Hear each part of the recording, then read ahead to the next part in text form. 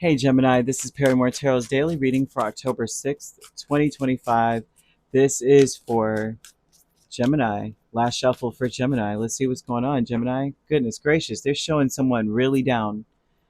Ooh, really down. You need to say some stuff to yourself to get you to pick you up if you are feeling down. Because you need to say stuff like, today I'm filled with energy and overflowing with joy, remembering that you're like the bright energy. You're bright energy. You want to wear a splash of color because I'm seeing the color black. You could be wearing black, and black for some people makes someone sparkle. I don't know if you've ever seen like the energy types. I think Carol Tuttle, she created this, right? Type 1, type 2, type 3, and type 4. And you may be that type that can wear black, if you have ever followed that energy, followed her. I remember getting involved in that while some years, over a decade ago. And so I'm seeing black with a splash of colors, bright colors. Um, So transformation, you got transformation and conflict coming out here. So this is telling me that you're going through a cycle where you're finally focusing on what you want and what you need. This is someone who's like really about me right now. I'm about me. Something has provoked you to be this way. Now this could be something that like you got the bait and switch, you got taken advantage of. I'm seeing a lot of that, of feeling like maybe it threw you into a depression.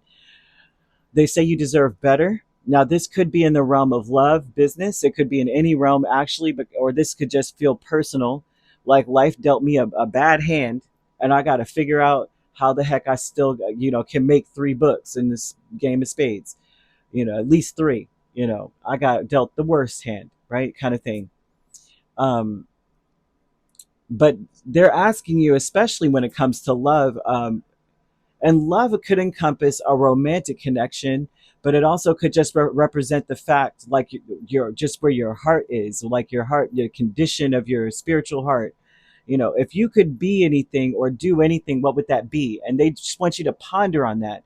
Think deeply, because it's going to provoke some stuff within it's going to provoke you to like prepare, get ready for something. Well, you know what? This is what I want. So I'm going to prepare myself for it.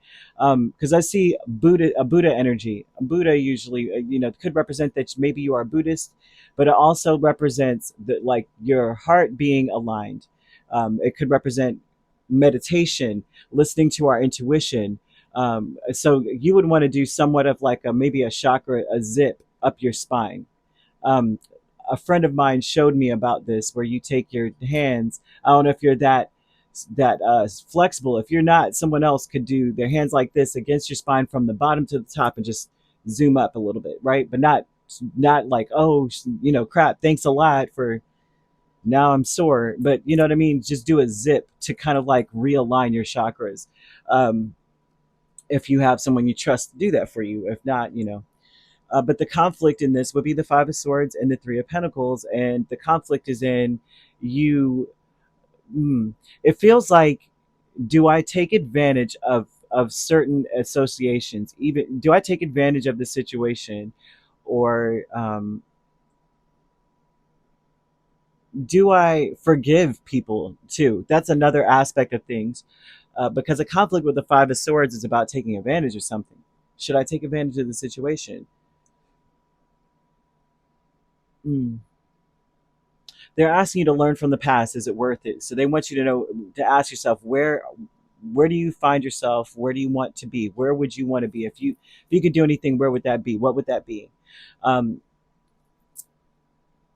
they want you to learn from the past. If you're going to take advantage of a certain association or certain people, what have they done for you in the past, and what have you learned from them? This may be people that they could help you, but then they want something out of it, and basically it may be like your autonomy, your freedom in something. Now that I've helped you, now you're going to have to pay me back in whatever it is. It's something like bonding. um, it's a conflict of interest. Is conflicting with what you actually want in the first place. Like, okay, I got this, but now I've got this monkey on my back. you know um, that could be the energy here. Now, angel number 1717 is here, and that speaks about how you need to take some deep breaths before you make a decision, before you speak, before you do anything. You need some time to think things over. They want you to really, really consider what it is that you truly want, right? And if none of it is synonymous with what you're being offered, walk away. Okay. You really got to rely on yourself. You cannot rely on the next person. You cannot rely on their words. You have to rely on what you know about their past and what you know that you want. Don't rely on what anyone promises you at all. Have they ever delivered on a promise similar before? Do they have a good reputation? Like, you need to dig some, do some thinking. Think. You're headed in the right direction though, regardless of what's going down. It's like, even if you don't take advantage of something, even if you do it yourself, you're still going to get there. You're still going to get there. This is just part of the whole deal. This is part of the whole path. You're on the right path anyway, but this is something that was going to happen. It's part of the journey, right? um, So we have commitment with the Fool, and we have Three of Swords. The commitment aspect is an event. It's something where you may decide and commit yourself. If I'm going to say goodbye, if I'm going to close the door, if I'm going to embark on a new avenue and a new direction and do something different. And I don't mean to add for a change, but that's what they're throwing out. But doing something different for a change. Then the commitment would be that I'm going to, when I say goodbye, I mean it. I'm moving on, and I mean that with everything I've got. This is about not trapping yourself. Someone may be a saboteur, or someone that sabotages your situation on a regular basis.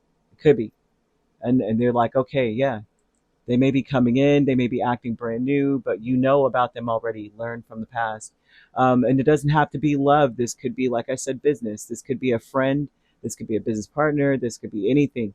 And because they're throwing out here that more than anything else, you need to decide what it is that you want for yourself first off. Before you accept any offer, take a minute.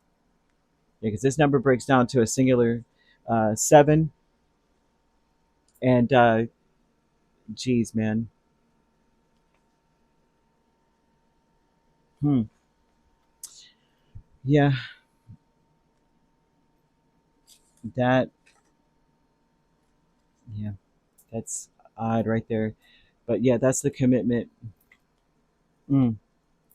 Year of the goat could be significant also because they're showing that you may be um, prone to moodiness, maybe not feeling confident in your own decisions at this point. That may be what others think of you as well. Like Gemini doesn't know, depending on which way the wind blows, maybe Gemini. So I'll just talk them into something.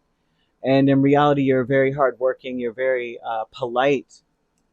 And when you work on something, it seems like you do the very best. If we're going to drink out of cups, they're going to be elegant cups. They're not going to be just regular old whatever. It's like you add a flair to everything that you do. So they're wanting you to see that you are just that one person. You brighten up things. Okay.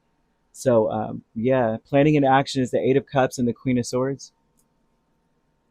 Like, I'm just seeing somebody who's a little bit more fancier. You know what I mean? Don't doubt yourself. You're an asset. So if you do find yourself dealing with people that maybe rushing you in some way too, and saying that they're going to do certain things for you and they're not, it's because you're valuable. You want to see that. You know what I mean? It's not because, oh, what's to be. It's not something to be sad about. It's not something. Of course, I mean, who wouldn't be sad? But I'm just saying they're looking at you going, you know how valuable you are, that somebody is willing to step down off of their throne of spiritual, like they're, you know what I mean, they're willing to step down and be in the gutter to promise something they know they're not going to give just to have you in their space. You know how, you know what I mean? It's crazy. Planning an action with the Queen of Swords and the Eight of Cups, though, would tell me that the energy that surrounds you at this point are people that are almost trying to make peace um, with the separation. People may be trying to rationalize why it is that you know this is like a rationale of why you would want to leave or go deeper or go further in some other direction.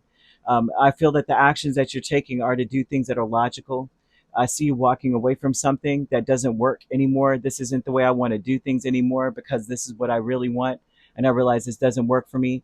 I don't want to settle for something. And I see people around trying to rationalize why that would be the case for you. Whether, like I said, whether it's just business, personal, um, it's like, you know what, I need more. They may say stuff like that. Well, I need more in my life. And in reality, this person may be looking for someone very codependent or looking for something that requires a lot more commitment out of a person. And that's okay too. Shoot, sometimes you don't want to be at the job. I don't want to sign a 20-year contract at this job. Okay, I might want to do something different. Can I have the freedom? Like, I don't want to get sued because I decided I don't want to do this anymore. Like that kind of vibe too, right? Or someone who may want more. Like if this is a romantic connection, this would be someone who expects you to be like, we're, we have some certain things that we are codependent on each other on. Like, I need you to fill the water jug every single day. You're not even here to do that. And it's like, you could do it yourself. Yeah, but that's just what you do. And that's what we do together. And it just fits and it just works. It's like someone who's in that energy, you know, what do you really want? But either way, that's how this works. You have the year of the goat would be, like I was bringing up, okay, is that there are people that may view you as somewhat indecisive, moody. Maybe you're not as sure about what you want, so, but in reality, it's like, no, you're just being really polite. You're not being pushy about things. You're just like, well, I don't think it's necessary for me to always be, stepping on people's toes. I'll let you say what you say, and I'm still going to do what I'm doing, but they're misreading it, that kind of thing. You have year 2015. This could be years that something happened or started, or this could be a year you were born or someone else is born. 2015, 2003, 1991, 79, 67, 55, 43, and 31. You could be dealing with a Pisces and Aries. I'm also seeing Libra. So you could be dealing with a Pisces Aries cusp or a Virgo Libra cusp. If you're not dealing with those signs, which you don't have to be, those signs could also be in your chart. If you'd like to book a personal reading with me, my links are on my page. Peace, love, and light. Take care.